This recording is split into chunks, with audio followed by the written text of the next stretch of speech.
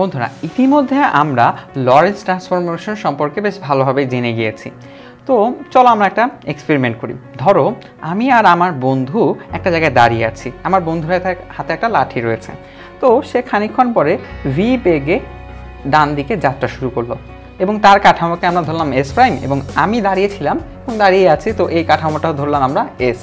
তো আমার বন্ধুরা যখন এস প্রাইমকে কি এস প্রাইম হচ্ছে তার কাঠামো, সে ভি বেগে যাচ্ছে, লাঠিটা হাতে নিয়ে যাচ্ছে, ধরো খানিকক্ষণ পরে এখানে সে পৌঁছালো। তো আমি যদি এখন এই গতিশীল অবস্থায় সে যাচ্ছে চলে, এই অবস্থায় লাঠির দৈর্ঘ্যটা মাপতে চাই, তাহলে কি হবে? তো প্রথমত ধরলাম যে একদম আমার কাছে যখন এই লাঠিটা ছিল, অর্থাৎ আমার বন্ধুর হাতে যখন এখানে আমরা দুজনে দাঁড়িয়েছিলাম, তখন লাঠির দৈর্ঘ্যটা আমরা ধরলাম যে এল নট। আমরা ধরে নিলাম যে এটা হচ্ছে তার লাঠিটার স্বাভাবিক দৈর্ঘ্য। তো এখন কথা হচ্ছে গতিশীল অবস্থায় কি হবে। তো আমাদের খুব স্বাভাবিক একটা ধারণা হতে পারে যে আচ্ছা গতিশীল অবস্থায় কী হবে, এল নটই থাকবে। কিন্তু না, আসলে এল নট থাকবে না। তো সেই জিনিসটা যে থাকবে না সেটা কীভাবে প্রমাণ করা যায়, চলো সেটা দেখি। তো ধরো এই হচ্ছে আমার বন্ধু ভি বেগে যাচ্ছে, তো এই একটা অবস্থায় আমি ভাবছি যে এখন এই গতিশীল অবস্থা আমি লাঠিটার দৈর্ঘ্য মাপবো। তো মাপতে গেলে আমাকে কী করতে হবে? ধরো আমি এই প্রান্তটাকে চিহ্নিত করলাম, একটু খানিক অন্যদিকে ঘুরে ফিরে আসলাম, আবার এই প্রান্তটা মাপতে যাব। তো আমার বন্ধু তো ভি বেগে গতিশীল ছিল, সে তো আর এখানে বসে নেই, সে অবশ্যই ততক্ষণ এখানে চলে গিয়েছে। তাহলে আমার এই হচ্ছে একটা প্রান্ত, এই হচ্ছে আরেকটা প্রান্ত। তাহলে কি হতো? একটা অবাস্তব মান পেতাম, লাঠিটা মনে হতো কি বড় হয়ে গিয়েছে। কিন্তু তা তো আর হবে না। তাহলে আমার ভুলটা কোথায় ছিল? আমার ভুলটা ছিল কি, আমাকে আর ঘুরতে যাওয়া হবে না। যখন এই বিন্দুটা নির্ধারণ করেছি, সাথে সাথে এই বিন্দুটা আমাকে নির্ধারণ করে ফেলতে হবে।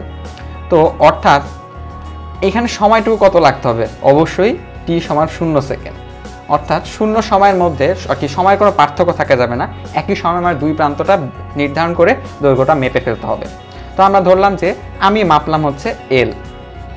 তো এখন কথা হচ্ছে কি, এল ইকুয়ালস টু এল হবে, এল নট ইকুয়ালস টু এল হবে কি না। তো আমরা দেখেছি যে একটা গতিশীল কাঠামোতে যে কোনো কিছুর দৈর্ঘ্য যা মাপা হয়, একটা স্থির কাঠামো থেকে সেই একই দৈর্ঘ্য মাপা যায় না। সেটা লরেন্স ট্রান্সফর্মের মাধ্যমে আমরা জেনে এসেছি। লরেন্স ট্রান্সফরমেশন এটি আমাদের শিখিয়েছে। তো লরেন্স ট্রান্সফরমেশন শিখিয়েছিল যে গতিশীল কোনো কিছুর দৈর্ঘ্য যদি এক্স প্রাইম হয়, তাহলে স্থিতিশীল কাঠামো থেকে যদি তাকে মাপা হয়, ফলাফলটা হয় এরকম, x prime equals to x. এটা হচ্ছে স্থিতিশীল কাঠামো থেকে গতিশীল কাঠামোকে যতটুকু মাপ হয়েছে সেই দৈর্ঘ্যটা, মাইনাস ভি টি অর্থাৎ সময় এবং বেগ, অর্থাৎ গতিশীল কাঠামোটি কী বেগে রয়েছে, divide by 1 minus V square by C square. তো এটা হচ্ছে লরেন্স ট্রান্সফরমেশনের একটা রূপ। তাহলে দেখো এইখানে লরেন্স ট্রান্সফরমেশন আমরা কীভাবে বের করব।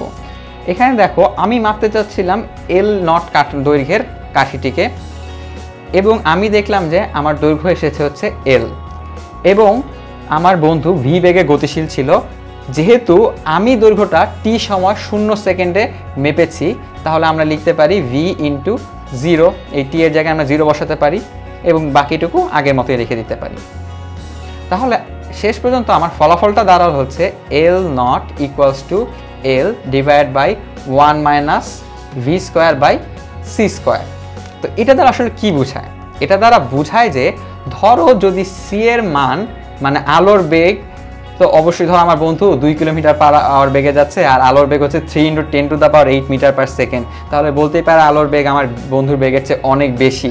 এরকম যদি কন্ডিশন হয়, তাহলে ভি স্কোয়ার বাই সি স্কোয়ারকে আমরা প্রায় 0 হিসাবেই ধরতে পারি। তখন কিন্তু এল নট ইকুয়ালস টু এল হবে। কিন্তু যদি আমার বন্ধু ধরো আলোর বেগের একটা বিশাল অংশ, ধরো 0.9 সি বেগে যেত, তাহলে কি হতো?